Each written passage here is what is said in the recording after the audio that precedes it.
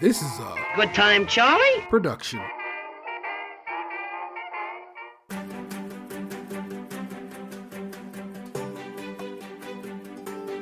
On your marks, get set, play.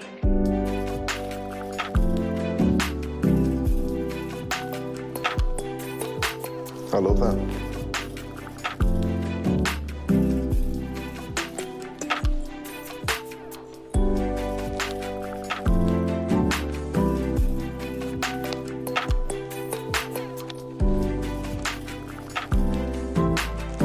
Good favor.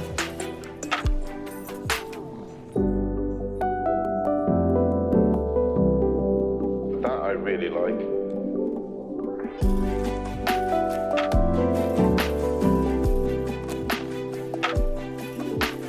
That is delicious. Bakers, your time is up. Welcome back to the tent, folk. It's week 4. It's Mexican week, and we'll get to it. Let's just play around for a little bit first, and then we'll get to it. It's Creme Patissier. It's a Great British Bake Off podcast. It's hosted by me, Tayrell713. I'm joined by my co-host and the homies. It's Nick Jew. Some bullshit. It's Tatum216. I think I got too much spice in my ganache.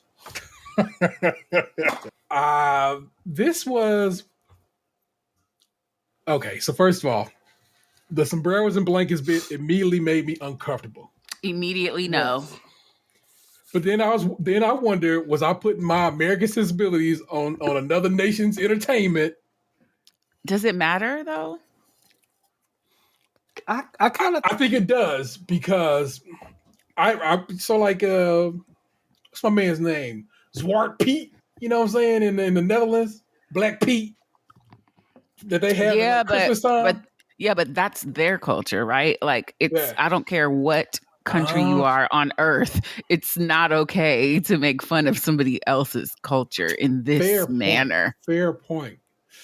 Man, like I said, and then as the episode went along there, and I just heard people just regularly butchering words that I just know but again, we live right next to Mexico, this ginormous Spanish-speaking country, and I'm like, do they just not know? And maybe that's just what it is. Again, though, like we live in America. Our show is called Creme Patissier. We've somehow managed to figure that out. And so there's another thing I noticed. Again, the English and they like fuck it, we saying shit how we want to say it kind of attitude is it's hilarious when I think about France, because I know they have a history, but then I guess they beef with Spain for a long time too. I don't know, bruh. I feel like we could be doing better. So a lot of this episode made me like, saying, pull back in a couple of ways. And so I was like, is there criticism out there about this that is not from us, meaning United States, it's American people? And I got to tell you, it was very much a challenge to find anything. But I found a little something. We remixed the theme song. I made my kids sing it with me. So you can hear all of us sing it terribly. Nice. It's a good time to be had. But this week on Bakers Make the World Go Round. Yes.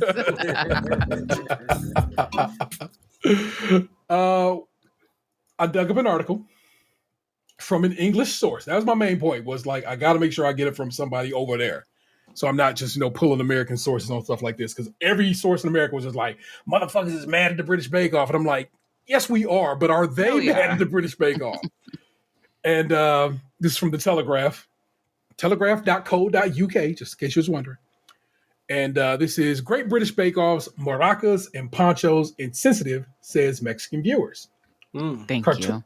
Cartoonish sombreros and Juan jokes by Noel Fielding and Matt Lucas sparked criticism from Hispanic academics. This is by Craig Simpson. Great British Bake Off has been criticized, they spelled it with an S, as culturally insensitive over its Mexican week, which features a host wearing sombreros. The Channel 4 program, they spelled program with an E. I just wanted to give you all of this, let you know this is a UK source. Last episode featuring presenters Noel Fielding and Matt Lucas in sombreros and serapes, which are the colorful cloaks, making puns about not being able to make even Juan joke about Mexico. My God. Whew. Viewers have criticized the British television staple for its portrayal of Mexicans in the episode, which also features Fielding and Lucas playing the maracas. It was only Lucas who played the maracas. Just want to give it up. Noel took them from. Dr. Gabriela Ramos, associate professor of Latin American history at Cambridge, said that while she did not wish to make a scandal out of the show, it showed a problem of education. She added it indicated a lack of interest and poor information in our country about other parts of the world. Professor Ignacio M. Sanchez Prado, a professor of Mexican cultural studies at Washington University in the U.S., said, the fundamental issue is that the episode and its campaign follow a script on Mexican culture that us Mexicans from either side of the U.S.-Mexico border see very frequently. Professor Sanchez Prado, speaking to a U.S. outlet NPR, added, the use of cartoonish serapes and sombreros and props and disguises, the misidentification of Mexican food with the stuff sold in Taco Bell, the borrowing of beloved dishes like tres leches to make versions that have little recognizability to Mexicans. This is something that we see every Cinco de Mayo and every Hispanic Heritage Month. The Bake Off episode in question included a joke in which Fielding states, I don't feel like we should make Mexican jokes because people will get upset. Lucas, who joined the show in 2020, responds by saying, not even Juan. Yeah, Along with sombreros and maraca playing, the episode features contestants trying their hand at cooking Mexican staples, including pan dulce and tacos. The choice of challenge for this week also sparked criticism, as some viewers felt that the competition had focused too much on cooking and not enough on baking. Also that. Giuseppe Delano, last year's Bake Off champion, speaking to Radio Times, said, it felt more like a Master Chef challenge rather than a Bake Off challenge. A lot of attention was focused actually on the filling of the tacos. Most of the feedback was about filling, and that felt slightly disappointing in a way. It's a baking show after all. Channel 4 has been approached for comment on the program. Why in the open fuck are you making tacos in the baking tent? Yeah. Did they do this shit for German Week? I'm trying to remember. Did they have on fucking lederhosen and They did. They did do that. Yes. I was about to say, because I want to go back and make sure that this has been evenly yoked. Yeah. But I think that the difference is in the cultural sensitivity that like Germans are not an underrepresented minority globally, right? Like I maybe I'm too sensitive about it. I would like to hear what Mexican people thought. Like, so this is the first week that I've contemplated not wanting to review.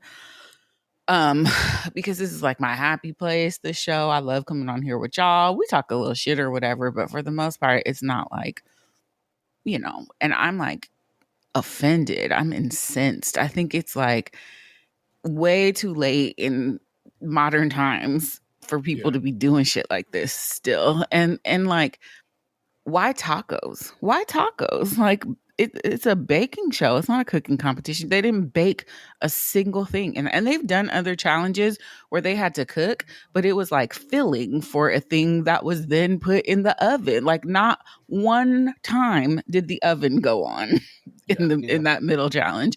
And, I would love to hear from Mexican Americans or Mexicans, like how they felt about it. But I thought that the whole shit, it was just really disrespectful. I think that there's a way you do things like this, and it was just not enjoyable for me to watch as a fan. I barely could get through it one time, let alone more than one time, to feel like I could give a proper review.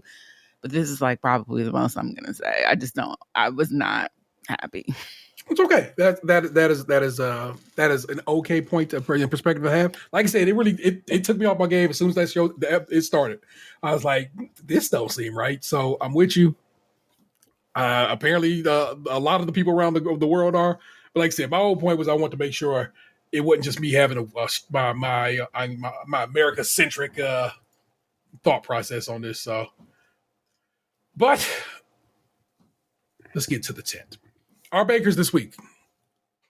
And I went and got a fresh list. So it has everybody kind of updated. So Abdul, 29-year-old electronics engineer from London. See, now you get a little more back. Here, you get your little extra information.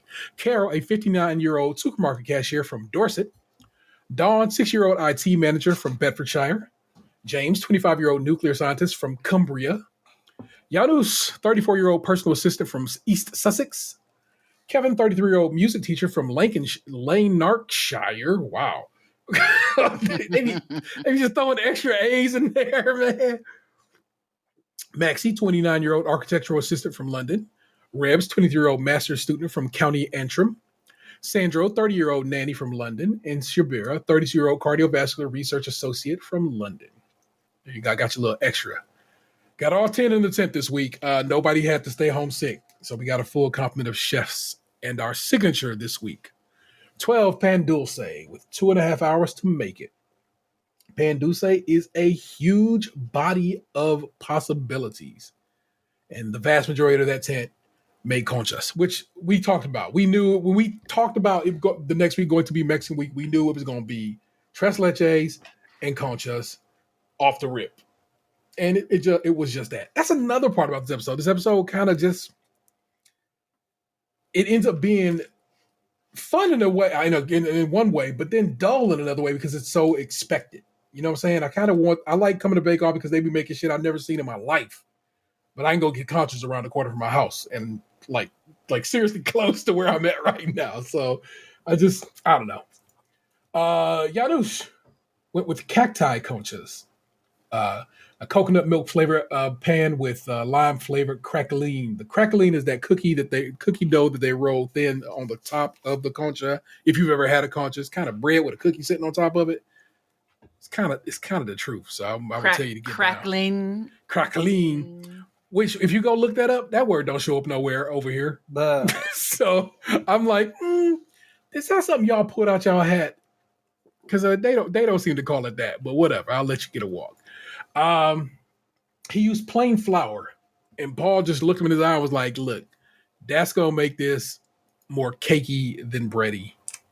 And we'll see what happens when we come back around to that. Shabira, who just decided this week was corn week. It's corn. Which means she was ahead of the curve on that, you know what I'm saying? Made corn on the cob conchas filled with a corn and coconut custard and with a cinnamon flavored crackling on top. James made coffee caramel oyster conchas. And he made these, I guess they were supposed to be oysters, but you know what? It looked like the balls that come out of the machines, you know what I'm saying? When you get toys. Yeah, exactly. The mall and the grocery store. It looked really good. Oh, yo, I'm impressed with his sugar work because he's good at what he does in that regard. But also, I'm like, I don't know if it added anything to this particular situation. Abdul, who was one of I think 3 people who stepped outside the concha bun, as it were, made coconut and raspberry besos, which they pronounce bezos, and it made me just say, y'all really don't be trying. But besos meaning kisses, if you know, you know. They were apricot flavored. It's an apricot flavored bread with a raspberry and white chocolate buttercream in filling. And the whole thing was rolled in what he ended up doing with multicolored desiccated coconut. He colored the color of the Mexican flag, so red, white, and green colored coconut. Yeah, we'll get there. Sandro made filled concha buns, praline custard filled bread with a mocha flavored crackling on a caramel and hazelnut base. So he tweaked his a little bit, unlike a lot of other people. He gave it a little something more by adding some stuff to the bottom of it. Rebs made a vanilla concha with a lemon crackling served with a lemon curd with whipped cream on the side. And in parentheses, I wrote, for why? I have no idea why. It's like the addition of the whipped cream on the side seemed unnecessary. The curd and whipped cream on the side seemed unnecessary. And probably took time away from her doing what she should have been doing. Carol... Yeah, I felt the same way at first until I seen Maxie. I did the same thing. We'll get there. Carol made pan de anise, which is a pan dulce, which is basically anise is the star anise is a licorice flavor. You know what that flavor is if you've had it before.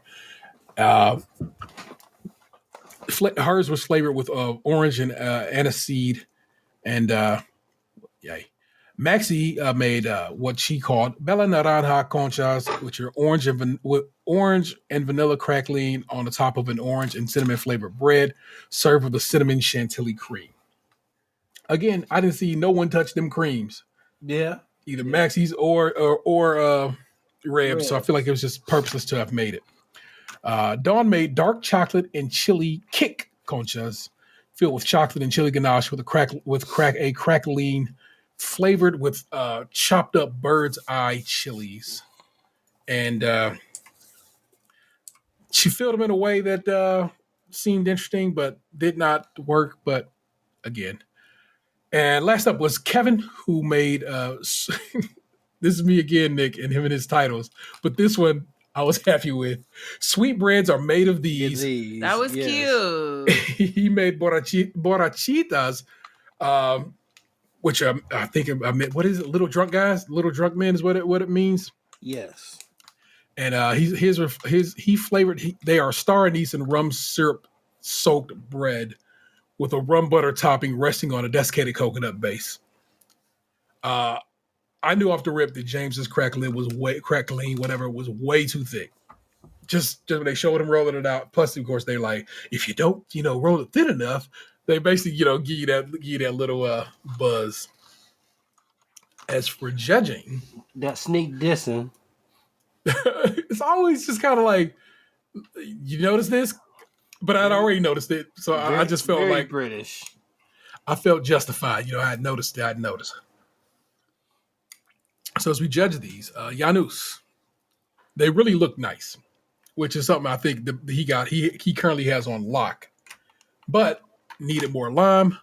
The bun is quite dry, an all right texture, but not as open because he used regular old flour. No flavor punch, but they look nice. Sandro, attractive, look mouthwatering. Love the flavor, but the bread was underproved, tight and stiff. Rebs looks awful.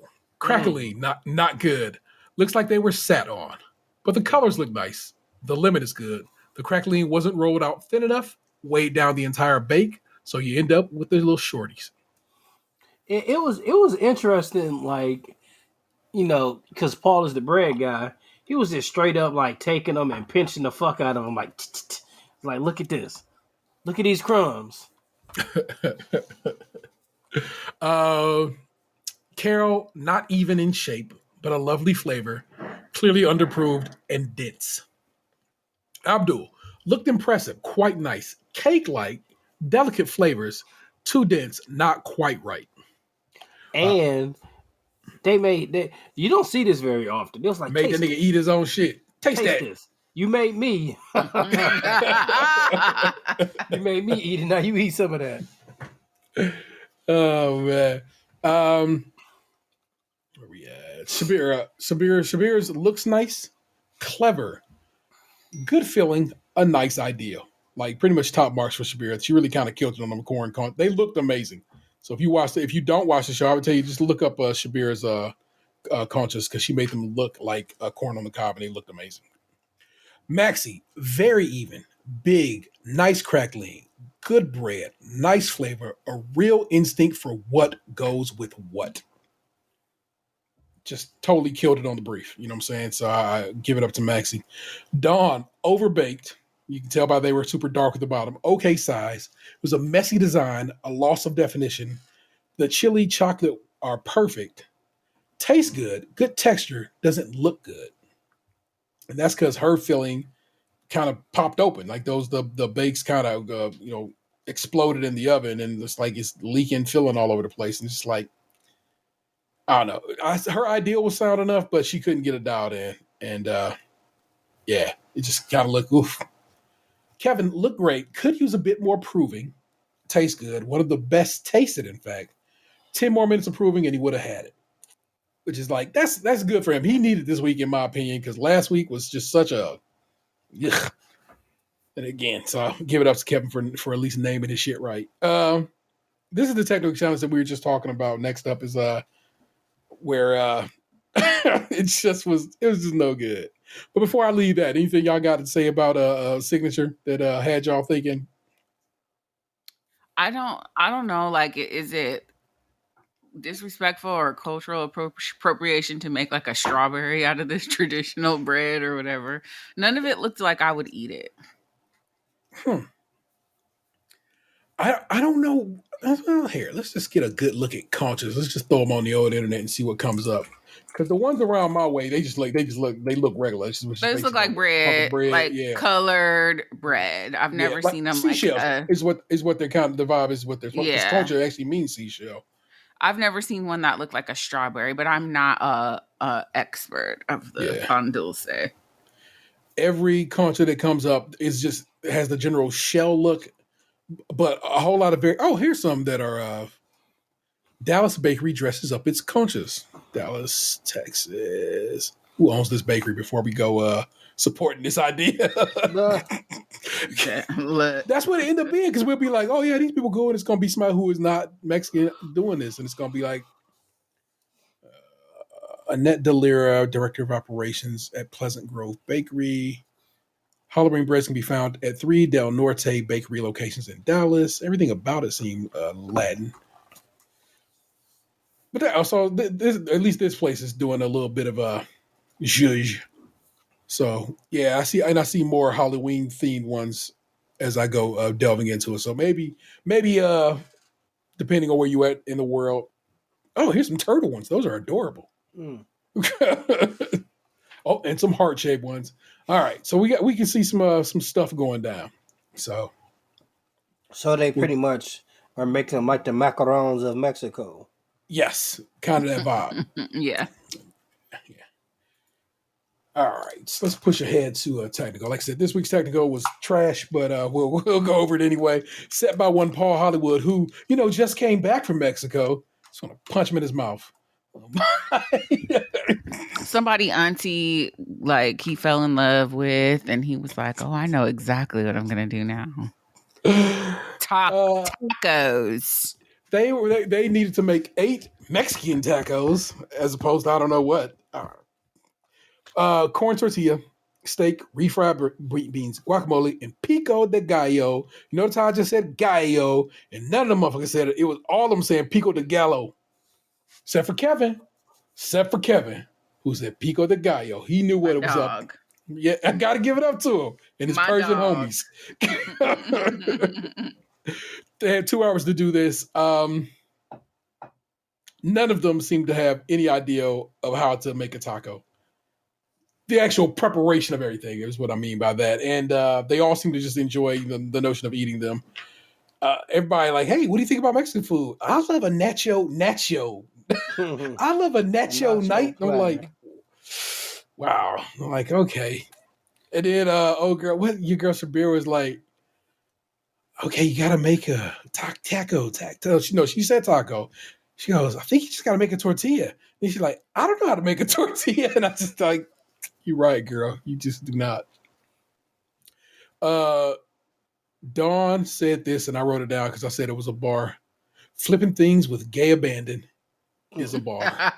And I love that she said it. It just made me giggle. I was like, lady, you was all right by me.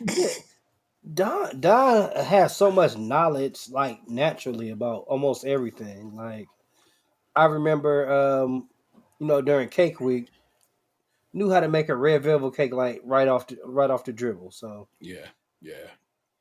Again, I wrote down in my notes, pico de gallo, the English be wild, because they simply do not even make any kind of attempt to pronounce words like their native speakers would. It's like you see it all the time with French words. Here now we can see it with Spanish words. They don't be giving a damn, but pronounce some of their shit wrong. Yeah, have a fit. Coriander is cilantro. Cilantro is coriander, and putting those things together is like, oh yeah. They always holler about coriander, and people are probably like, what the hell is coriander? Well, coriander are the seeds of cilantro, and they just call cilantro coriander. So same damn difference, So now you know, people. That did throw me. I was like, oh, coriander. Yeah. What I wrote here is Carol's abuse of that avocado should get her sent to The Hague. Did y'all see how she was cutting that? She was My God. she was My putting it like a God. potato. I have never. I was like, okay, Carol, you old. That's what I'm just gonna give you on that one. For people who eat, again, this is in my notes, so don't worry not. I'm not trying to whatever. For people who eat so many beans, they was out here just ruining them beans, trying to make refried beans. Because Dawn was like, yeah, I think that's what it looked like, and it was just onions and beans, and I was like, that is no, baby. Like they were like clueless as to what to do, and it really, really kind of showed up here. Guacamole. That's another one they did. Somebody, I believe that was Carol again. Guacamole. Just no attempts here, none at all. What do y'all think of this technical that involved no baking at all? I kind of feel like I can see where they were coming from a little bit because in past seasons they've made like naan or different kinds That's of a brick, flatbread. but you baked that. No, like I know I've seen them doing it on the flat top, or they'll do donuts in the fryer. So I see where they were coming from, but I don't. they I'm sure they could have came up with something that was a little bit more geared towards the competition, but yeah, it seemed like far too complicated for it was more cooking than baking. And my Correct. partner was like, "Do they do this every time with the cooking?" I was like, "No, they don't do this." It was a little weird. Yeah, like I said,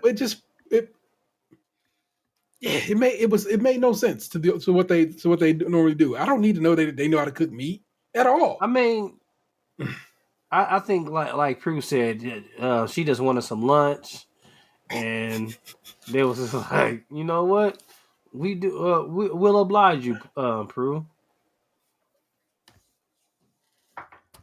Well, let's get to judging so we can get out of that mess of an event.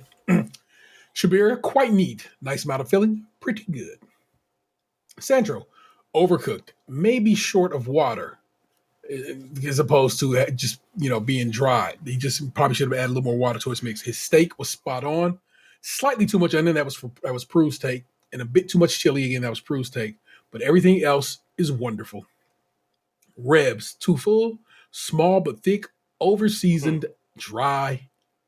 Dawn, dry, misshaping. The cow is still mooing. So just want to point that out to you. Maybe cook your meat a little harder. Or not. I don't know. Janusz, undercooked tortilla. Pale. Too much filling. Too much salt / seasoning. James, too small. Ridiculously thick. Lacks seasoning. The meat was cooked well. Good job. Maxi, quite thin. Not too much filling. Tortilla good. Meat good. Guac good. Pico nice as well. Guess who hit all the fucking points? Correct. Keeping score. That's Maxi doing well in both challenges this week thus far. Just want you to understand that. Carol, far too thick. Too much chili. Meat too thick. Did you see how she made that meat? She made it like she was doing a taco packet. That's exactly what she did. And she just kind of hacked that meat into bits like, I don't know. Carol was on one this week. Remember Chuck Wagon dog food? Yes. Oh my God. 1000%. What an accurate representation of what that was, bro. Come and get it. Abdul's the tortilla crack, but the guac is nice. The beef was nice and rare. The flavor was okay. Kevin, a delicate tortilla. The guac was excellent. Not too much chili. So they wanted a little more flavor punch from Kevin. But again, Kevin really was doing his damn thing this week. So I got to give it up to man Kev for my dog doing considerably better this week than he did last week, man. Brad tried to take your man out. I'll just tell you that, bro. Judging this week on this technical, number 10, coming in last place, Carol, not very good. Too thick. too small. Number 9, Rebs, massively overseasoned and too much filling. Number 8, James, slightly small. 7 was Janus, 6 was Abdul, 5 was Dawn. Number 4, Kevin. I want you to know, with how they describe Kevin's while they was eating it, You thought that was going to be higher? I thought he would have came in second. Yeah. They spoke so highly of it that I was like, 4th, really? And the way they spoke of Sandro's made me think he would have came lower. But Sandro's pretty good. Could have been a little neater. That was his only notes. Shabir, really delicious. Difficult to manage because they were breaking up. How did that get you into second? It was good. Yeah. Them motherfuckers would have been real. Yeah, that's true. I guess, you know what I'm saying, something tasty. I can't knock the hustle. Maxi, beautifully filled taco. Tortilla was good. Seasoning was very good as well. Came in first in technical. A whack technical. Week number 4. Nick Jew, were you show stopped? I don't know. I don't know. You almost stopped the show. Bruh, like, you know how I feel about Sandro. Why the fuck he put that mustache on the cake? Oh, man. I'm like, Maybe I'm sensitive about it because it's like a brown country. For sure. And like I said, I was digging through. I don't normally go internet digging because I try to keep myself and my opinions of my own. But I was like, I really like what is happening this week with people's thoughts on this. And I came across people who were claiming on the internet, therefore I have no proof, to be of Latin origin and descent. And this one dude was like, bro, I ain't see nothing wrong with this. I fuck with this the long and the short way. And I'm like, okay. And then people were coming in behind him and saying, yeah, I like this. It was funny to me. And it made me happy. And I'm like, I can't trust that you are who you say you are because it's the internet. I mean, they could be who they say they are, but you know, like a lot of people are pressed for white adjacency and they're like, oh, it's not a big deal. This is the first time that this show has gotten onto my general timeline, because normally it's like me and the 3 people who follow me who also watch this show. But I had to like dodge spoilers all week because the footage was all over the timeline this week. And this Mexican author that I follow was the main person like putting stuff on the timeline. And it was a very like tongue-in-cheek kind of joking manner, but it was definitely like, this shit is so offensive. All we can do is laugh at it. And it was like Prue is not my abuela, like just jokes, but the kind of jokes that we make about blatantly racist shit that you just can't help but to laugh at because you're like, it's so ridiculous. But I'm happy to hear a Mexican person be like, you're tripping. It's the same thing they did with the later hosen. Like, I don't know. I feel an affinity because it's like brown people and it's a bunch of white people doing this. And the very like classless, tasteless Mexican jokes throughout the whole tent. I don't know. Even at the beginning, it was just something I skipped over as they started, doing the voiceover that starts the show. What did my man Matt say? A Mexican standoff. I'm like, what the fuck, bro? Well, and he kept saying, is Mexico a real place? Like, yeah, nigga. Like, what is this? It's it's on the continent we live on. We have a relatively tight relationship with them. I know Mexican people. All of us probably know some Mexican people. You know what I'm saying? I mean, you know what I'm saying? So I feel like these motherfuckers who are literally on the other side of the planet just don't know what we know. And yes, they could know. They could learn. And yes, I give they could grow and become better people. And maybe they will after this. I just kind of feel like go ahead, Aunt. I just kind of feel like they kind of shit on cultures that they're not really familiar with, no matter what it is. Like they're always saying something like, "Oh, I'm making this American style." I'm like, that's definitely not American style. like I'm making this indulgent. I'm putting 3 kinds of cheeses in this, and I don't know. Yeah, I feel like I agree with you, but it doesn't ever feel racist. This felt racist, and from the colonization capital on Earth, it just had an extra little something on it for me that I was like, this is, because it would be the equivalent of some show in America doing like a French challenge and everybody had on berets and was like like the whole show. Sticky cheese. But add also into it a minority. Yeah. All right. Well, I'm happy to be wrong. I'm happy to be wrong, yo. Like, if any sure. of our Like, Latino listeners, that's your feelings.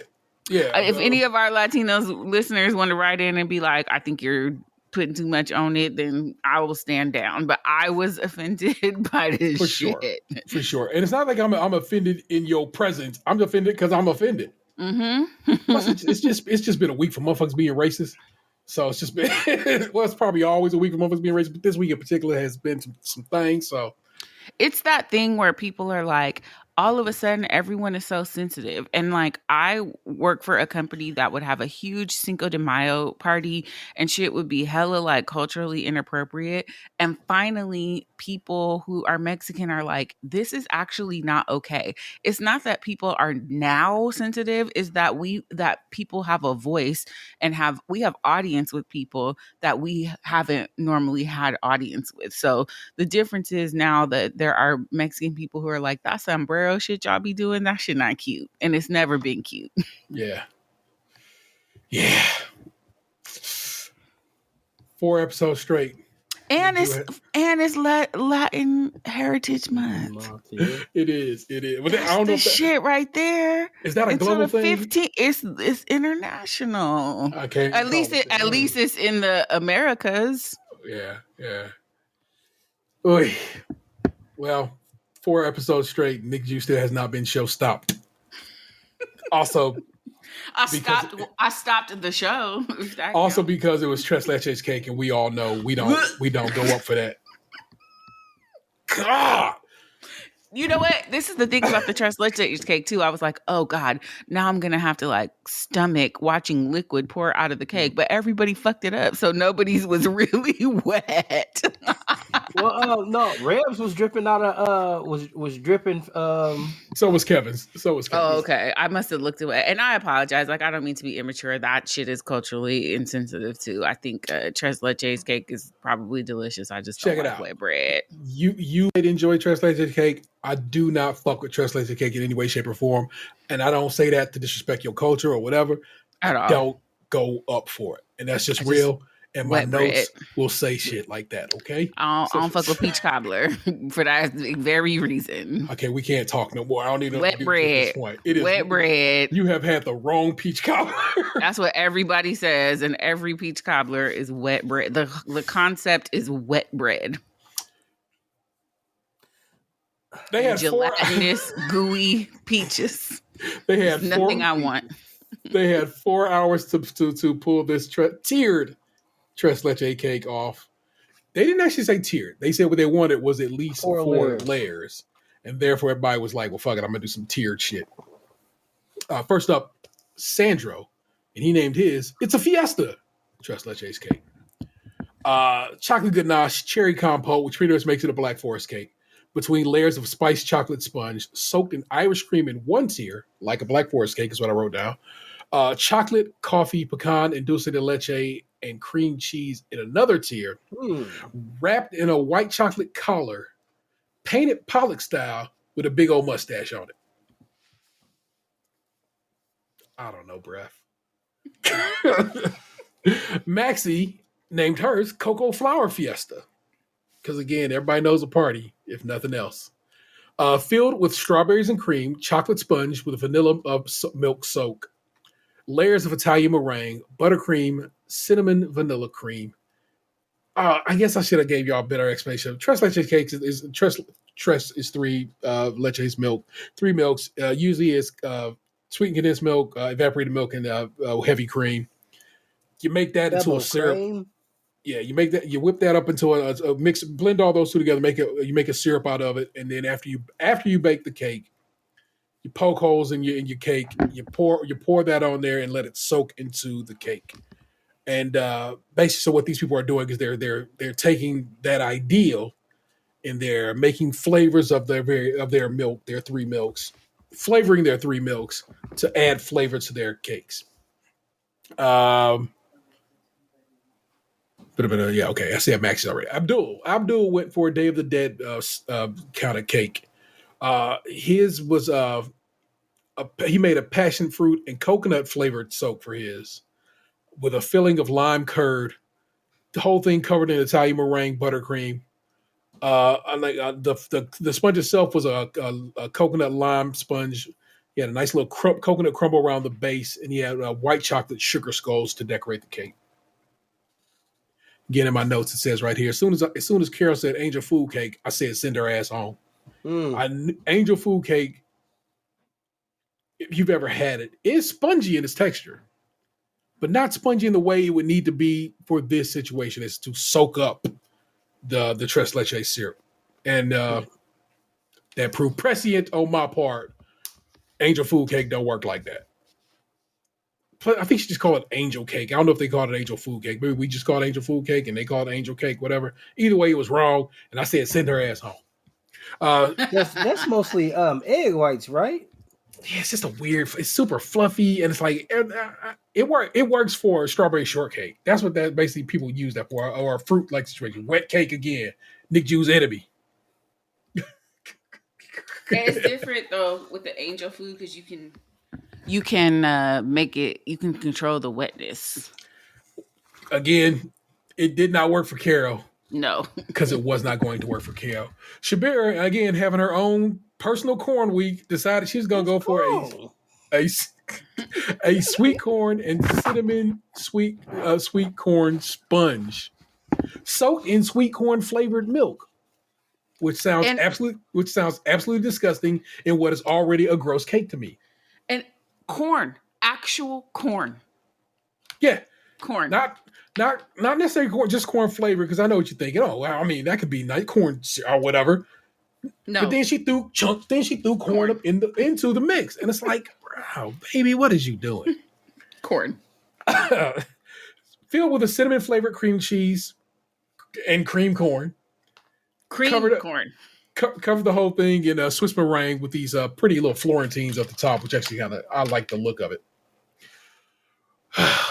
Rebs. I can kind of understand her thought process because like cornbread with like actual corn in it is a thing, but a cake? Sure. Rebs decided to try her hand at a Mexican tiramisu. Made a coffee flavored milk for her soak, a tequila and chili chocolate ganache, iced the whole thing in this mascarpone cream, and decorated with almond and cocoa macarons. Kevin had made what he described as the Mexi Cocoa Pyramid.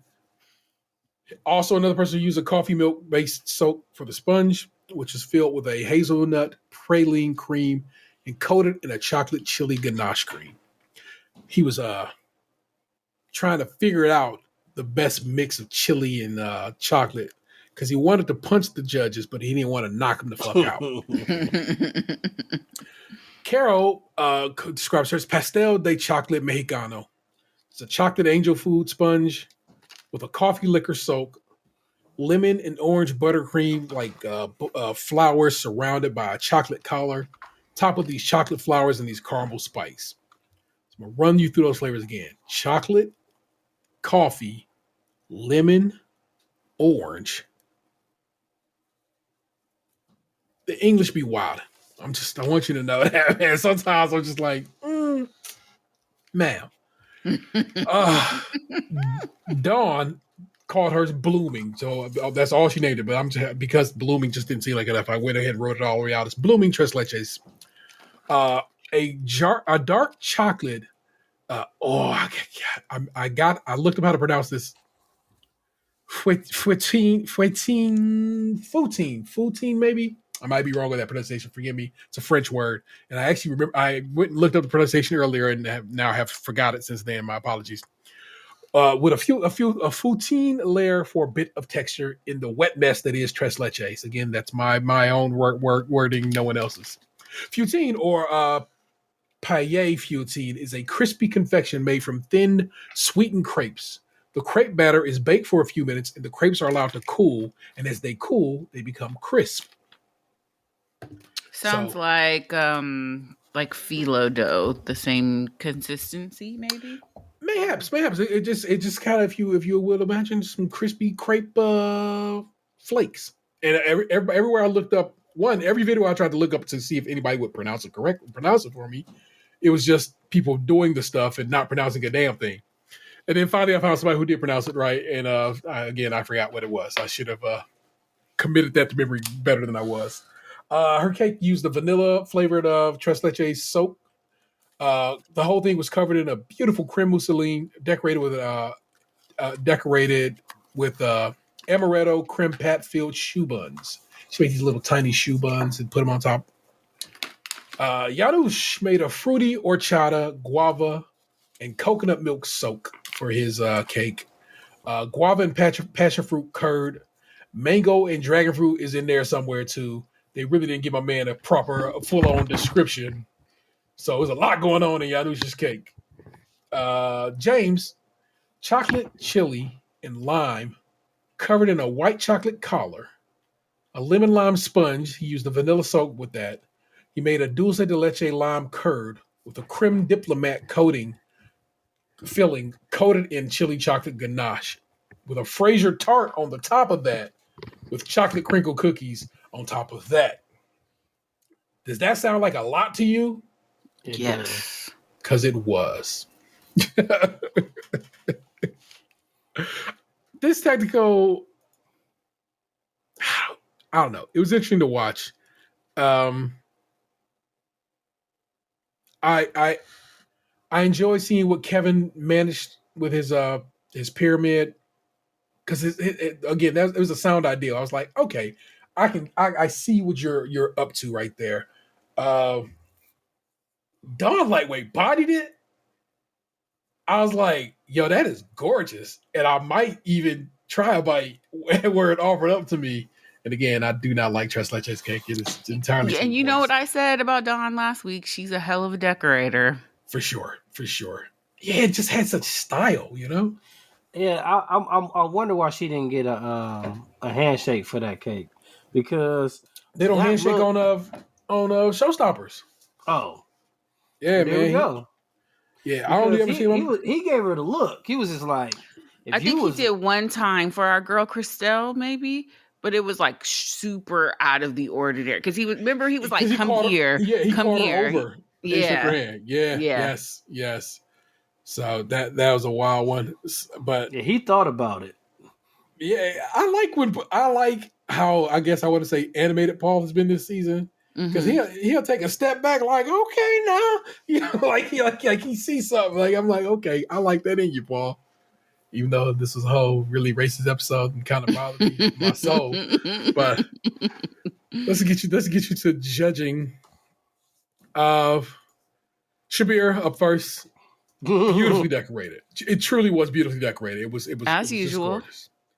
Not all of the layers were soaked the same, meaning some were a little bit drier, some were wetter. She was crying about that. She knew what it was when she was building that cake. She's like, I'm going to start crying, and she knew it. She just had to cop to it. Like, I'm about to start crying. This shit. And then what was homeboy's name? He was really like, your flavors are going to be wonderful. Abdul had her back. Yeah, he was so encouraging. Really, it was very nice. Yeah. They just don't like it. As soon as Prue put it in her mouth, she's like, yes, that tastes like corn. That's really. It's cone. Yeah. Big lumpy knobs. It's got the juice. And Prue, even though Prue was like, yeah, you did that. You certainly did do that. But I don't like chunks of corn in my damn smooth. Otherwise, because the tres leche cake is kind of a pudding-like situation. Mm-hmm. And you just bumped it. You interrupted that smooth texture in a way that's not pleasant. And Paul was just like, I just don't care for it. And I was like, you're right, Paul. Everything about that had me offended. So thus ends Shabira's own personal corn week.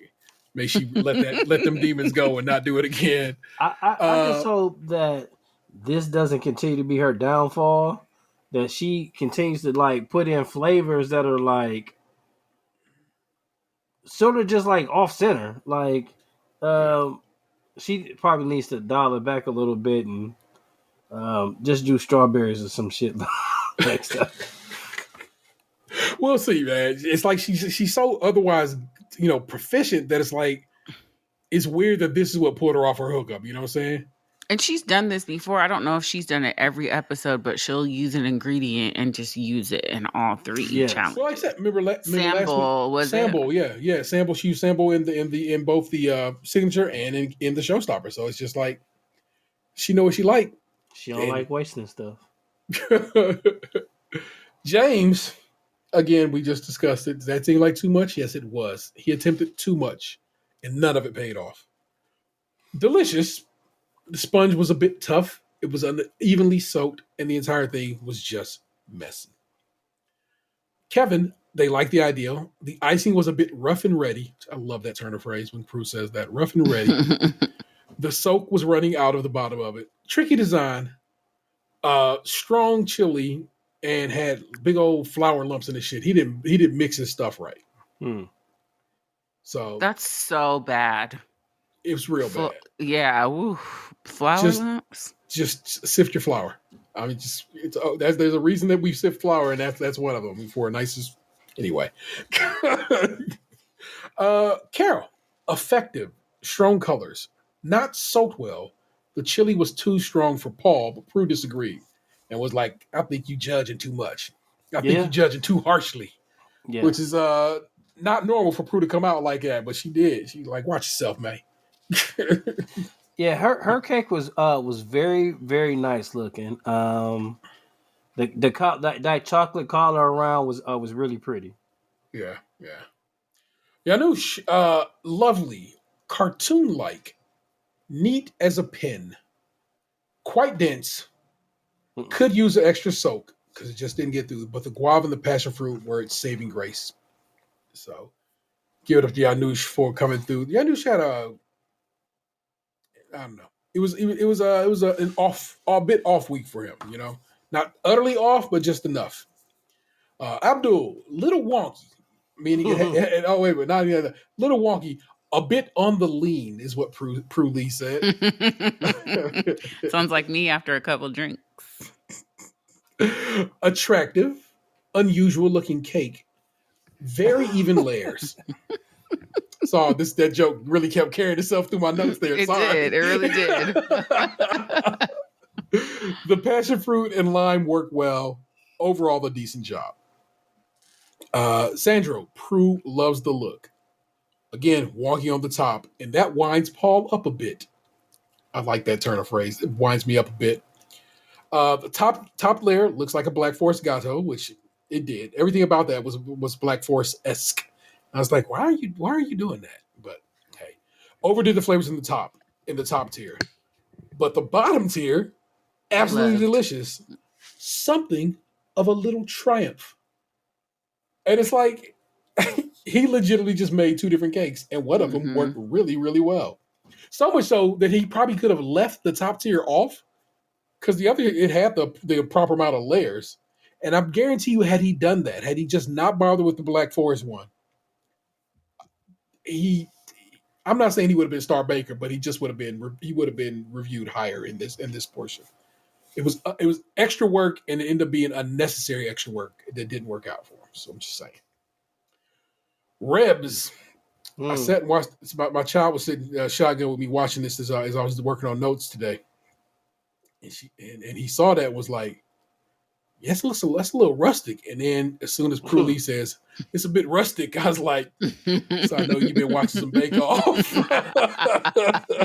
Train them up. Has leakage. I'm saying Rebs is leaking out the bottom. The chili overpowered. Prue started coughing. It was not only that, it was tequila too. Yeah, it was tequila. It was chili. So it's both hot and liquory, and I'm just like, everything about the idea sounded awful from the word go, and they knew it. And Paul had to look on his face like, that's what you trying to do? And she over-seasoned her tacos too. Again, just missing all time. I said last week that had she been on bread week, she would have went home last week. Just saying. Just gonna Maybe make she that got a little long COVID and she lost her sense of smell and taste and she didn't know what she was doing. Too much Yeah, lip but- liner. An eyebrow. I knew he's gonna say it. Maxi overall look good. Piping work good. Cuts nice. Buttercream is nice. The chocolate comes through nice, and the flavor difference is stark, but they work well together. I mean, that chocolate was hitting so hard, and the vanilla was doing something else over here, but they came together and did the damn thing. Maxi damn near had a perfect week. Just want y'all to know that. And did. Yeah. Dawn, simple, effective, elegant. Prue describes the flavor as heaven. Likes the crunch of the thing I mentioned earlier, whose name I'm not going to remember, and with the blend of the soft cake. It's good. The coffee levels are perfect. It's really good. Paul, like I said, Paul was like, "Yo, that's the one," and I like that. I like that in Dawn because, like I said, she had such a mediocre signature, and her Technicon was like in too. That she needed that. She needed to come through in Showstopper, and she did. Mm-hmm. Like in a way that I'm just like, yo, if she can do that always, she can be a star baker easily. Mm-hmm. Your star baker this week was indeed Miss Perfect Maxi. Absolutely bodied it. She like Jurgenin out here. You feel me? Number 2. Again, so far 4 episodes, 2 for how about to say 2 for Jurgen, 2 for Maxi, 2 for Janusz. That's who those are the people you got to keep your eye on because clearly they can do the work. It was it was so very clear that they was like, we clearing out 2 of y'all this week. Because remember, they had the option to clear out 2 this week because last week nobody went home. They sounded like they wanted to. What'd you say? Yeah, I was about to say they probably should have sent 3 home today. I was just about to say it sounded like they wanted to send 3 people home. Yeah. Carol really was teetering, but Rebs was so utterly awful and clearly had reached the end of her expertise. Yeah, but I kind of feel like I guess watching it, this is where a multiple watch came in because I definitely feel like Carol should have went home over James, but James definitely didn't have a good week, and I'm slightly okay with it, but I kind of feel like Carol should have been the one that went home instead of James. I can make an argument for it, so I'm with you. It makes you wonder, like, do they just consider this week? Because Carol has had some kind of shitty weeks these last couple of weeks, maybe not the whole week, but James, they liked his Showstopper last week, I think. Yeah. But everything else was just kind of like so. And I just wonder if they are looking at like, has he done all that he gonna do here? And he seemed real okay with it.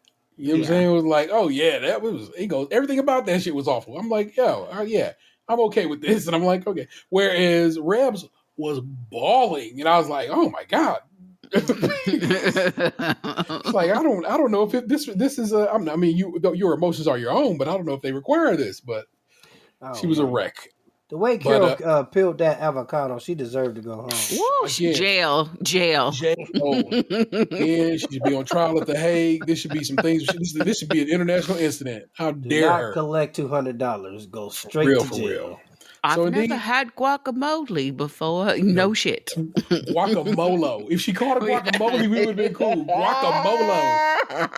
Just wow. I don't. You know, there's some very exotic fruit and vegetables that if I had to peel, I would be in her position too. But she butchered that poor avocado. It's like you don't eat avocados, clearly, my dear. But indeed, someone on Twitter today, there was like a picture of a chopped up avocado, like they just chopped through the seed and everything. They were like, "I'm not having the best week on Bake Off." Oh my god! Trying to feed you the whole hunk up, yeah. Ugh. chaos. It was chaos, but they did send 2 people home. Rebs and James were both sent packing this week, and it was very much deserved in Rebs' case. And again, I could argue either way for James. Next week is dessert week, which almost seems so oxymoronic every time they do this. But this is the ones where they make them start. Because usually they require you to build something. They usually require you to do some kind of sugar sculpture, so forth and so on. You got to end up making one of those weird dome things that they have to throw too much gelatin in. I'm always like, ugh, entirely too much gelatin. Well, they got to put How many like sheets of gelatin you in the throw in there? bowl. Yeah, that damn whatever. Like a jelly rolls and stuff like that. Yeah. So we'll see what they pull out. They have for dessert week, which is has occurred about 5 hours ago from now. At the time as we record this, like I said again, it comes on Tuesday nights in England, and we just happen to record on Tuesday nights. So we'll find out Friday when it comes on for us. And I'm relatively excited about it. Oh, I did not pull up our poll. I feel like every answer got a different whatever. Let me see if I can snatch up our. I saw no Nick Jew didn't vote because the Jack in the Box churro got no votes. People, I forgot to vote. It's okay. McDonald's holiday pie got love. I'm gonna blame that on Ant. Burger King Hershey pie got love. I can see the check mark, so I know that's me. And somebody showed love to the Arby's turnover. So there we go. A little bit of vote for everybody. Got some love shown this week. Next week question, which I wrote down, and if y'all think I should not be the question, let me know. I asked, should bake-off challenges only be baking based? As we had this technical this week that was simply cooking. So y'all let me know. It's a good question. I would put an asterisk there. Ant brought up a good point about donuts, but I still feel like donuts or like a funnel cake are a dessert. Like and there are some savory things that you can bake for sure, like a shepherd's pie and shit like that. But there was just something about this particular challenge that just felt way outside of their lane. Yeah. And I was trying to think of other like savory Mexican food that you bake. Like, would I have been as offended if they made an enchilada? Probably, but at least you throw that in an oven. just so I can, just for my edification, baked Mexican dishes. Let's just get an idea of some things. That shit says, see, that's the problem. We live in America and everything is going to be some Tex-Mex blend of some bullshit. Everything that just popped up when I type that in is a casserole of some sort where people are just saying, easy Mexican casserole. Casserole. So I need probably a more specific way to ask that question. Because everything in here is just basically shit you get in Minnesota where people just make some meat and some tortillas. You definitely bake an enchilada. Yeah. They could have easily done that. You got to Google food that Lee Drummond doesn't know how to make. Who's that? That's the pioneer woman. Apparently her husband cheats on her. Is that a thing? No. Somebody I followed on Twitter asked what the pioneer woman was up to, and they were like, she probably at home making a casserole while her husband cheated on her. And there were like 3 different variations of that answer. Oh man, that's sad. It seemed like all the Food Network women husbands are dirtbags. Because didn't they say the same thing about like the black what's the name of the black couple that got divorced? Oh, the black couple got divorced. The Neelys. The Neelys. The Neelys. Damn, the Neelys broke up. Yeah. I mean, that was Bobby Flay been trash. He done cheated on multiple wives, including Giada, who worked at Food Network with him. So that wasn't his wife. I mean, they got together. He cheated with he cheated on his wife with her. They got together. He cheated on her with somebody else. I feel like you just can't hold a man like Bobby Flay down. Kind of like dating an NBA player. You kind of got to chalk that up as a loss and charge it to the game. Bobby Flay is definitely the Diddy of the Food Network. Bobby Flay is an entity. That's not a man. Oh shit! And then Rachel Ray's husband was supposed to be like another serial cheater. What? So That's I don't crazy. know. I mean, when you at home and just playing PlayStation all day, you gotta find something to do. Get your ass a job is what you need to do. You know what I'm saying? They don't need a child, do it. They bringing home the bacon and cooking it too. Maybe it does something to their ego. That's Nick Yeah. Jew. That is me. Sorry if I was bad this week, guys. I tried. Stop it. You None were of that, bad. none You of were that. mad. I got a lot to be mad about. Word to There you- Solange. There you go. There you go. That's Tatum 216. Catch Nick Jew in the elevator, guys. I dare you. Or don't. Dare you. You know what I'm saying? I'm Sarah 713. Yo, you can hit us up podcast, Stay Crunchy and Milk. You can hit us up 216-264-6311.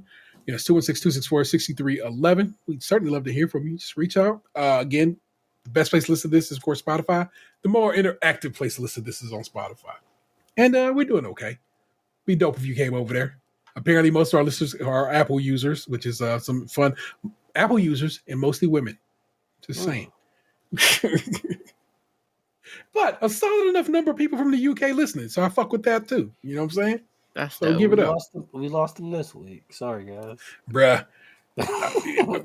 Yeah, please write in and let us know. So, but we will catch you next week, dessert week.